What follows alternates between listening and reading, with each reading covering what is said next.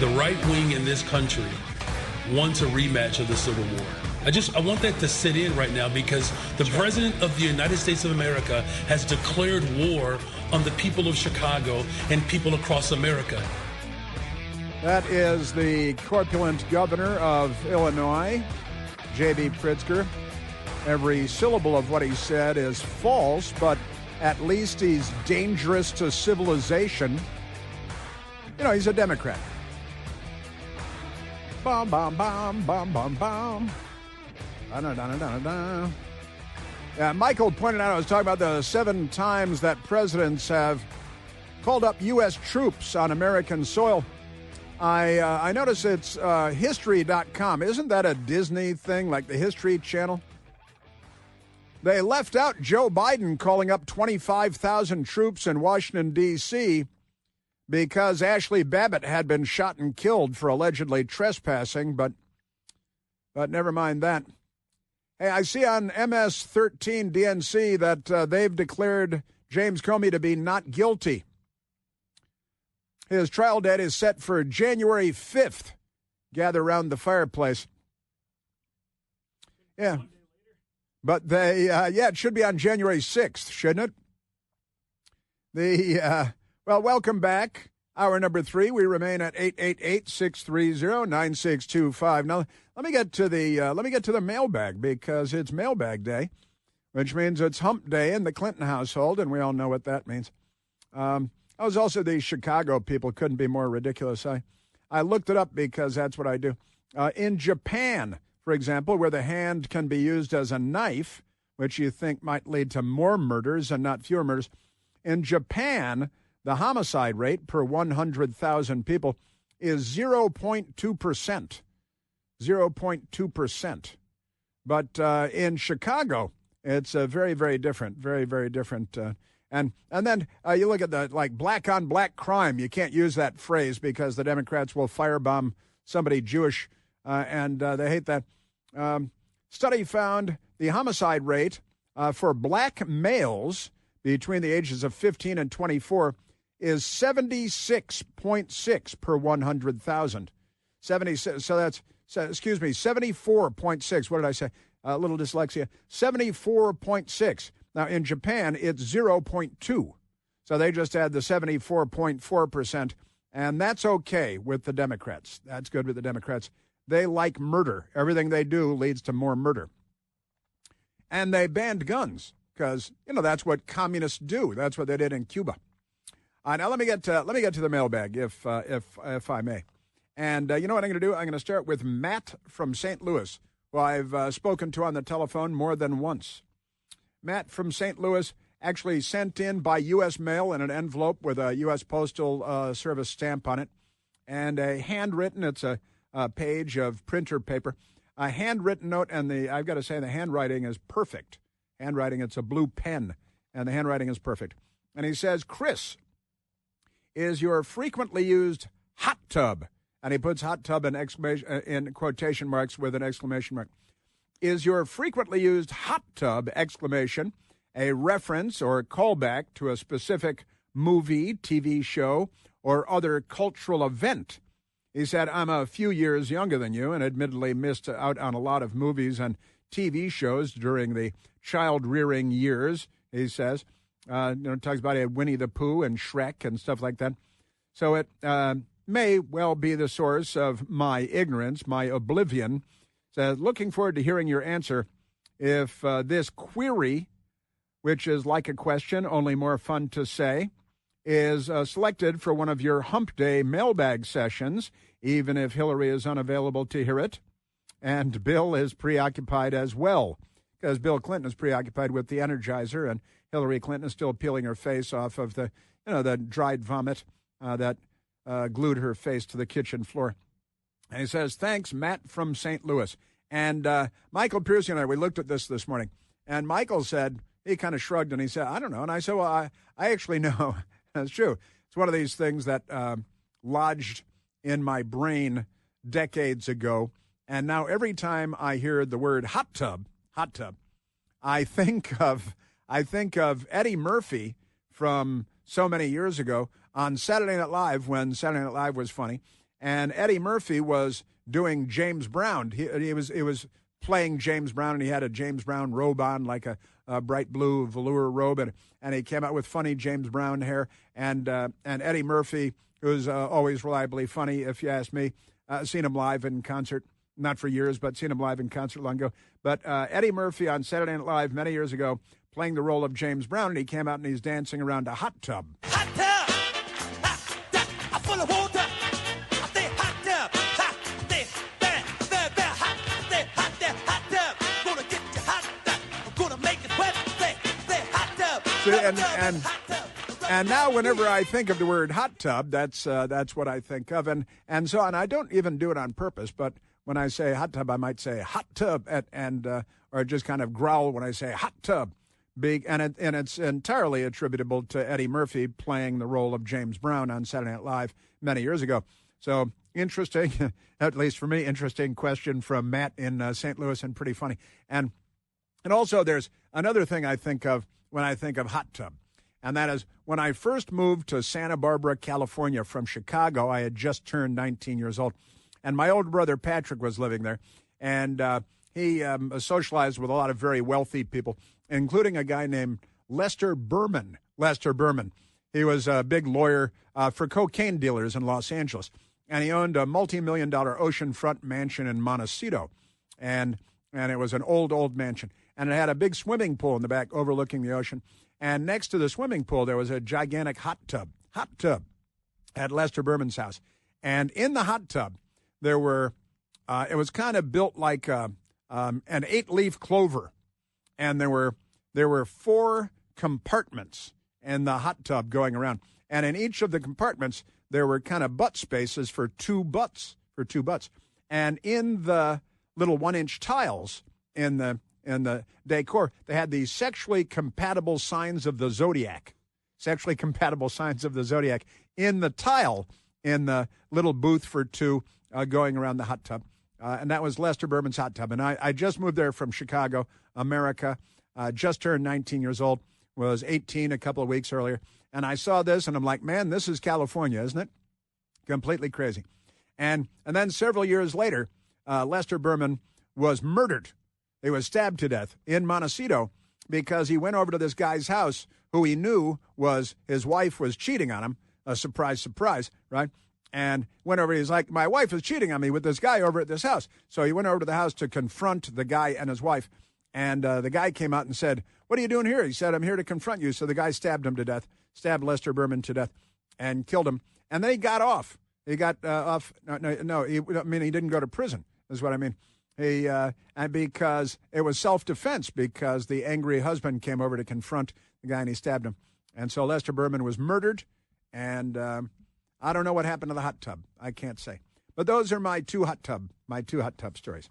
Thanks to Matt in St. Louis. Good stuff. And then next question for our mailbag today. Jane, a nice lady named Jane, sent in a question, this by the internet, thanks to Al Gore, peace be upon him. Jane says, I'm going on your cruise next summer. Well, that's very nice to hear. Besides hanging out with like-minded people in a beautiful part of the world, what else can I look forward to? Well, I mean, really, what more do you need? But honestly, we've got a great sea cruise coming up next summer. And let me tell you something, Jane. The ship that we were on, that we're going to be on, is one of the greatest ships that you're going to find anywhere. It really is. We're going to be sailing. We're going to start in Trieste in Italy. And there's a great Winston Churchill speech, the Iron Curtain speech, where he talks about, the Iron Curtain has descended across Europe to Trieste on the Adriatic. And that's where we'll begin on the Adriatic Sea. In Trieste, that's in Italy. And it's a fun name for a place. And they have canals and things there. And you should probably get there a couple of days early. But we're going to sail the Adriatic Sea and the Aegean Sea and more broadly the Mediterranean Sea, and it's there are many seas.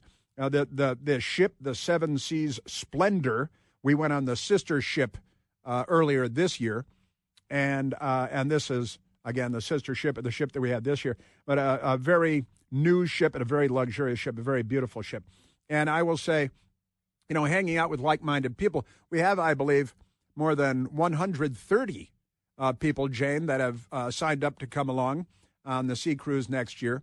And the ship is incredible. The cruise line is one of the best on the planet. The ship is one of the most luxurious and one of the newest on the planet. We're starting in Italy, in Trieste, Italy, and we're going to Croatia. We have 3 stops in Croatia, Rijeka and Zadar and Dubrovnik.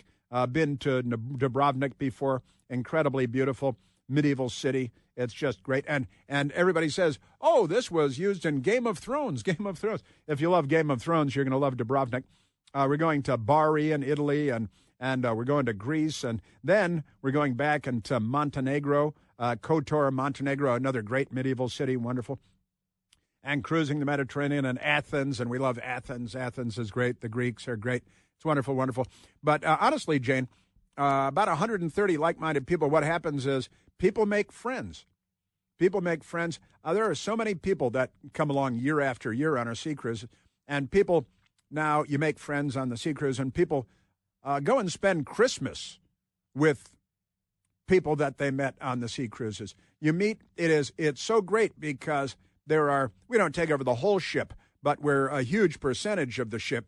And now we have little Chris Plant Show magnetic pins. We don't have the pins that punch holes in your nice clothing, but magnetic things. And Chris Plant, so you can spot across the ship and in restaurants, and when you're ashore, you can spot people that are with our group. You make friends, and people become buddies for life, and that's not even a joke. That really happens. So you have all these great people to hang out with. We're going to incredibly beautiful places. We're on one of the nicest ships in the world and going to really cool places. Who's been to Kotor, Montenegro? Raise your hand. I have. I think I've been there twice, but I'm not typical. And it's going to be the trip of a lifetime, Jane. You're going to love it, honestly. And when we're there, you ask me, and you can come to me and say, I was looking for candy bars too, and I'll get the candy bars.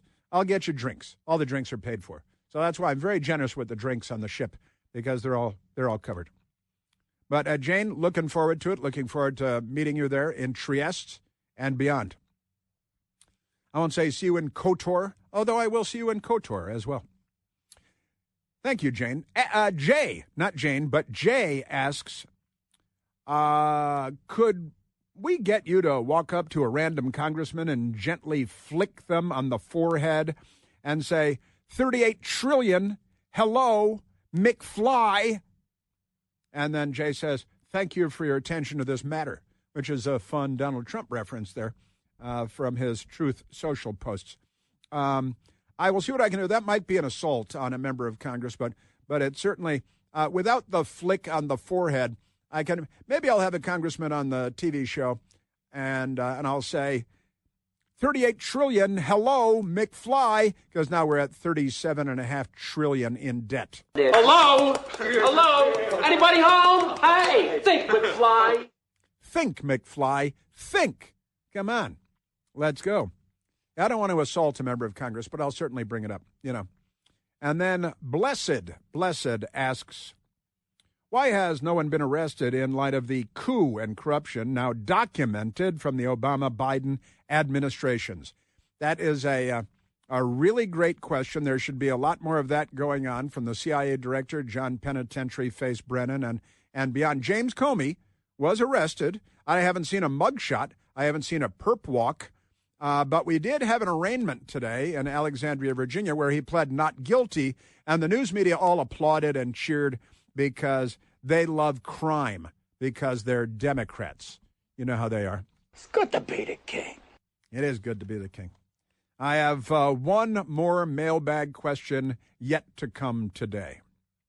But first, you know that the big wireless companies have been pulling one over on all of us for a long, long time now, and it's time to make the switch to consumer cellular. I've got my consumer cellular phone. You get the same fast, reliable, nationwide, big wireless coverage, same towers, same transmitters, same networks without the big wireless cost. Why is that? And it's not just about saving money every month, although that's good. It's about not being used and abused by the big cell phone companies. Do you have any idea how much data you use every month? I have no idea myself. Most people over the age of 50 use less than 8 gigs of data in a month, but the big wireless companies, they shove all of us into an unlimited data plan because they need to, have you cover the cost of younger people using 10 times as much data as you. It's redistribution of wealth. If you're not using all that data, then you are the one being used, I'm sorry to report. When you've had enough of that, make the switch to Consumer Cellular. They set me up with a phone and a service. It's incredibly easy to make the switch. You speak to an actual human being, not a touchpad robot. That person is based right here in the United States, not on a space platform. Real human beings that are actually helpful. It'll only take you about 20 minutes, and you'll save money every month, and you'll be happy you did. So give them a call today and make the switch. Call 1-800-760-0702. That's 800-760-0702. All right, one more mailbag question yet to come, and still more Democrat madness ahead as well.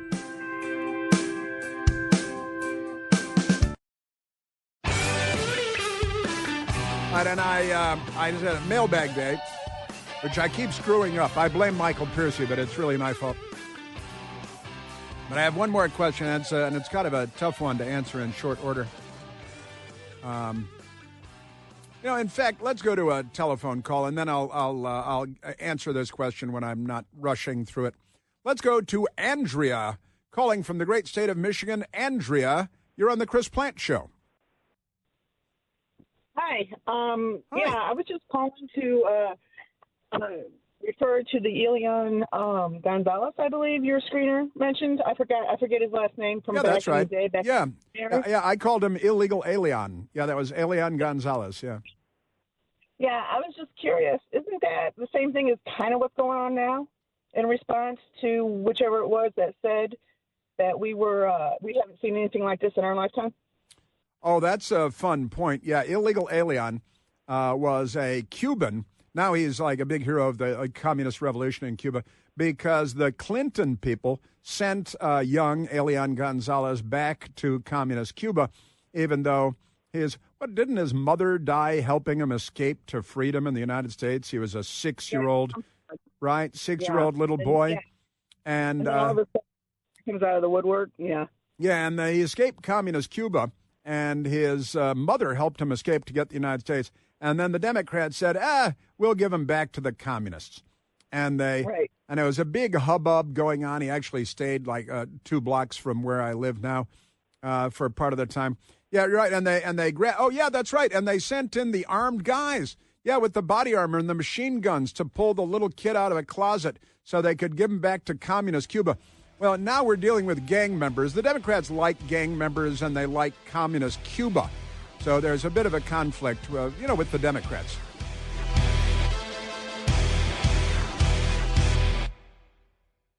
We got a bunch more still coming up, but I do want to get to the last question on the mailbag that was provided to me today. From Conservative and Proud American. Conservative and Proud American asked, what was your best day ever and your worst moment ever as a reporter throughout your career? That is a humdinger, because I could talk about that for 3 hours. I could go on and on about that. But Michael and I were talking about it this morning, and I was able to come up with a worst and a couple of best. Worst moment ever was when CNN, I was assigned to the Pentagon, where I was assigned for 10 years. And I loved being at the Pentagon. It was the greatest beat for me. It was the greatest beat ever. But in 1998, I think I started there in 1995 at the Pentagon. And I already been at CNN for a number of years. And I'd been doing a lot of fun stuff and dispatched to Saudi Arabia for 3 months when Saddam Hussein invaded Kuwait. And that was fun, running the U.S. network pool operation in Dhahran, Saudi Arabia.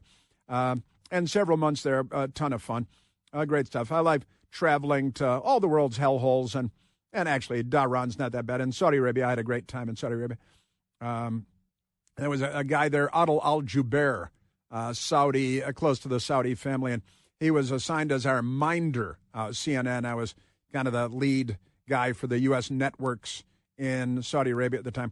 And they assigned this guy, Adel Al-Jubair, to be our minder, to keep an eye on us, make sure we didn't get into any trouble, do anything wrong. We got into some trouble. We did things wrong. We got pulled over late at night, machine guns. We got, people had been drinking, there things going on. But we did throw Adel al-Jubeir into a fountain once, and then he later became the Saudi ambassador to the United States. And I ran into him at a restaurant here. Kind of fun. But, traveling the world and usually to all the world's beep holes, not the beauty spots like on our sea cruises, but so much great stuff that I was able to do. The worst moment, and I only say that because I have the story in front of me now that I pulled up. July 2nd, 1998, CNN retracts tailwind coverage. Now, this was a story that CNN did. I was assigned to the Pentagon. I worked with reporter Jamie McIntyre, who's a regular guy and a good guy and a great reporter, a news reporter, a real news reporter. And we had a great time covering the Pentagon together for about a decade. And we traveled the world and we did all kinds of great stuff and, so much fun stuff. But let me get back to the worst moment ever.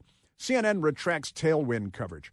Now, Jamie and I did not report this story. In fact, we were deliberately frozen out of the story because the new president of CNN at that time was a guy named Rick Kaplan. He came from ABC News, Rick Kaplan. And Rick Kaplan had been at Nightline. He got like 70 Emmys or something. And when he was brought in by Ted Turner to have a meeting with Ted Turner, he was an ABC News guy from Nightline, which was a big deal at the time. And he went to Atlanta to meet with Ted Turner. And Rick Kaplan's, I think, 6'10". I think he's 6'10". And Rick Kaplan is waiting in the office outside of Ted Turner's office. And Ted Turner came out to greet him because he wanted to interview him to see if he wanted him to be the president of CNN. And Ted Turner walked out of his office and he walked over to Rick Kaplan. And Rick Kaplan stood up and Ted Turner paused and he said, "Damn, you're the biggest Jew I ever saw." "Damn, you're the biggest Jew I ever saw." That was his greeting. And then he hired him to be president of. But he's a left-winger. And he assigned this new unit. They were going to have this new show that was like 60 Minutes. And it was going to compete with 60 Minutes because they had this big guy from ABC. And I said, okay, their opening night story was going to be Tailwind. And this Tailwind story was a slanderous, malignant lie about American troops in Vietnam using chemical weapons against their own people, and it was bombing them from the air with these chemical weapons. And CNN broadcast the Valley of Death, the Tailwind program. There was an actual military operation called Tailwind, but they told it all wrong. And they said that the U.S. Air Force, the U.S. military, used nerve gas to kill U.S. military defectors on the ground in Laos in September of 1970 during Operation Tailwind. And it was the Studies and Observation Group that they called SOG, and great, special operators. And they're great American heroes. And Studies and Observation Group, one of the great military units of all time, fighting in Vietnam. And CNN, because of Rick Kaplan, accused them of using nerve gas to kill American defectors, American troops that had fled to Laos. So these American soldiers allegedly defected, fled to Laos. Now they're pro-communist. So the U.S. military, the Air Force, used nerve gas on them to kill them. And the story was complete BS. Complete BS. Now, Jamie and I were assigned to the Pentagon. None of the rest of the people involved, all the people involved in the story, were not assigned to the Pentagon. And they never came to the Pentagon. They couldn't tell you how many sides the Pentagon has. But that was my worst day and my worst month, I think, in the news business entirely, because I'm living in the Pentagon 12 hours a day or whatever, and certainly 10 hours a day for sure. And CNN perpetrated this war crime of fake journalism, and that was my worst time. Now, and it's kind of fun. Michael and I talked about it this morning. Well, kind of fun because I didn't do it, but Jamie and I took the heat in the Pentagon, and rightly so, because we were the CNN people who were there. But that was just an abomination. It was some of the worst journalism ever committed It was a journalistic war crime, and the people involved were used and abused by Rick Kaplan and then this woman producer who I don't even want to talk about. That was my worst day and my worst time in the news business as a journalist. And I got to say, there are so many good times. And even before I went to the Pentagon, and I love being at the Pentagon, and I love working with the military and reporting on the military and the CIA, the intelligence community. And I had so many good times there that it was just great. And Jamie and I were very successful in covering the Pentagon and doing a great job of, one of the great things about covering a beat is you're there every day. So if you're reporting, like let's say you're the NBC News reporter and the report is BS, the people in the Pentagon will walk right into your office and tell you why it's BS. And if it's not BS, then you can tell them why it's not, right? But that's fine.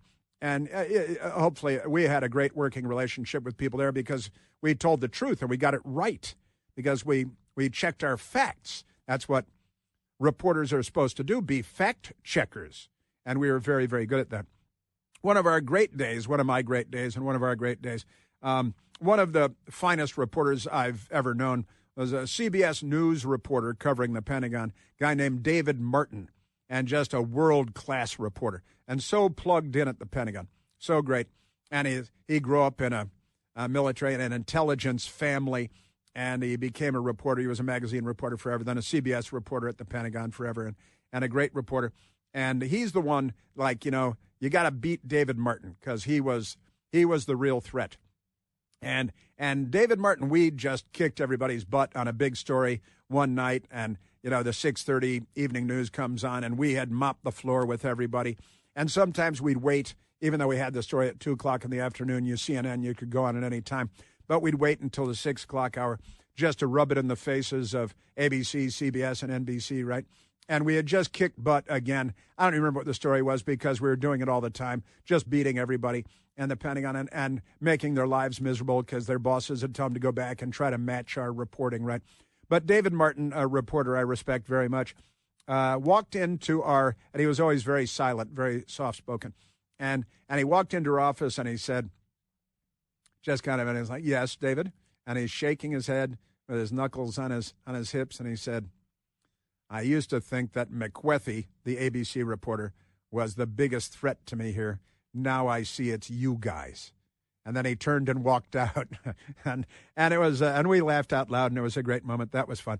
I gotta say, I was the first one to get a hold of the CIA video of the Howard Hughes operation, the Glomar Explorer, where we lifted up a Soviet submarine from the bottom of the ocean, and amazing stuff. And the CIA had all this video, and I got it first, and we beat everybody on that story. And it's an amazing story, just a historic story, wonderful story. But then I got to say, Michael and I talking about this question earlier today as well. I got to say, some of my best days at work were not necessarily reporting, but being there for stuff.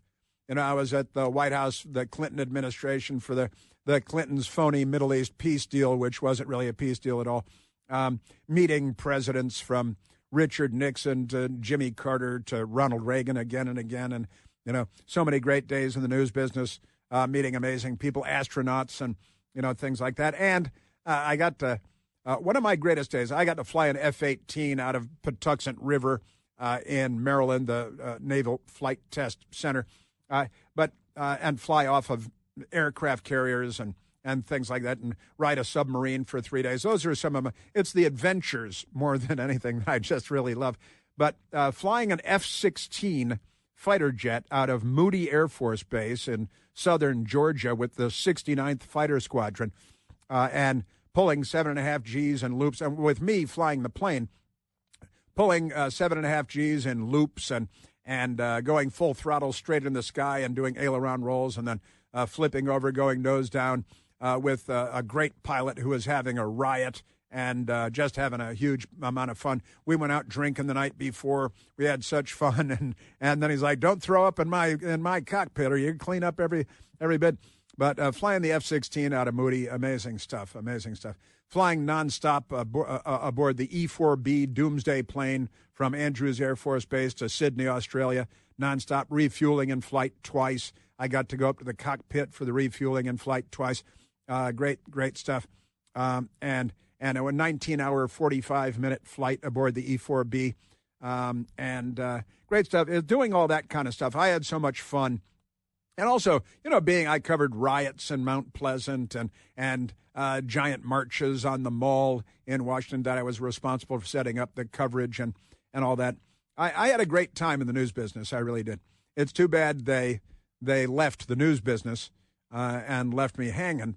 But that's when I had to leave CNN, when it became embarrassing to say that I worked for CNN. For a while, they were just fine. But then they started doing things like hiring Rick Kaplan from ABC and doing stories like Tailwind, because, we'll get the military, and they made it all up, and it was all wrong. They had one terrible source who was just an idiot, and bad producers. But I got to say, conservative and proud American, my worst day ever in the news business was the Tailwind story, and it was a month long. The Tailwind story when I was covering the Pentagon that other people at CNN did, but that's okay. I was there, so I take the heat, and that's fine.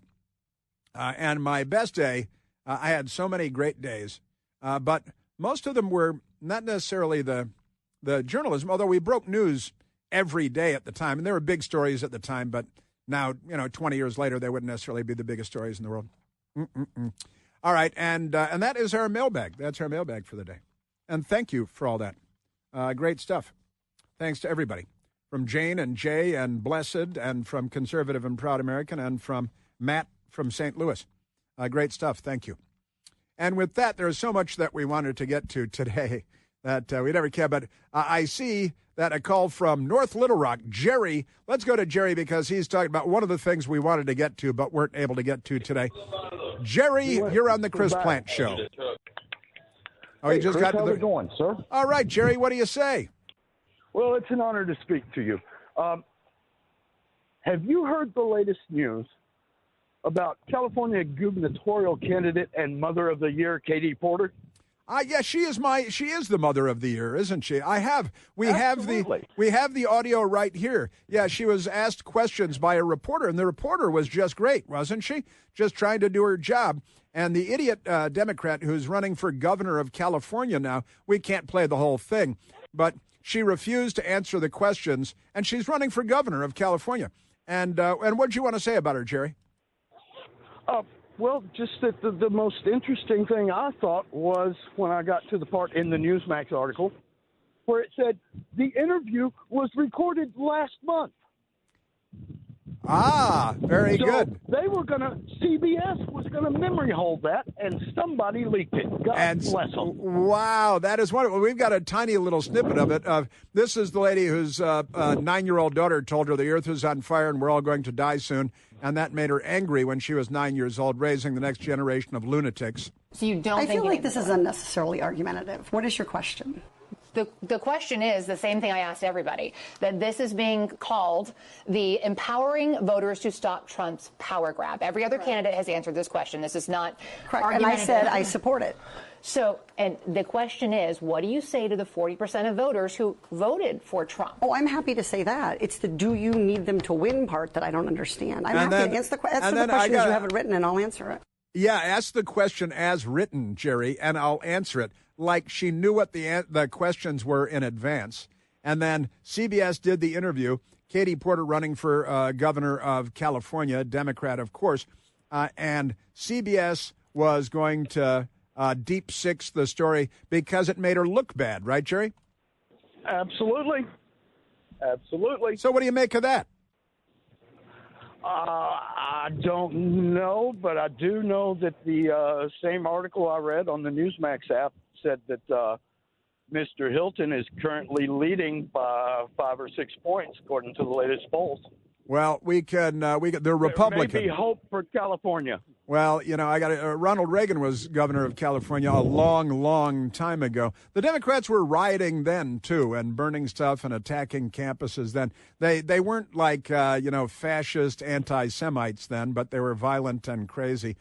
Yeah, the Newsmax story, Dem Katie Porter runs from Trump question. And she just refused to answer again and again and again, and then instructed the reporter to ask the question as written, like she had written the question or something.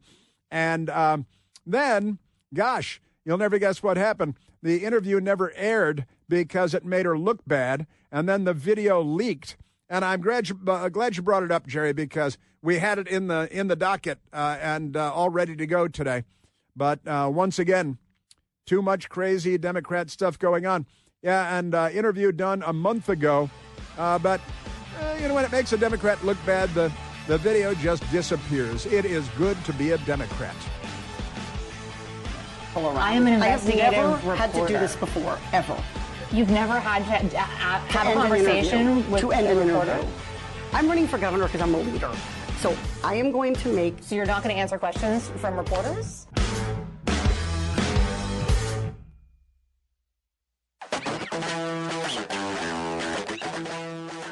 I am telling you.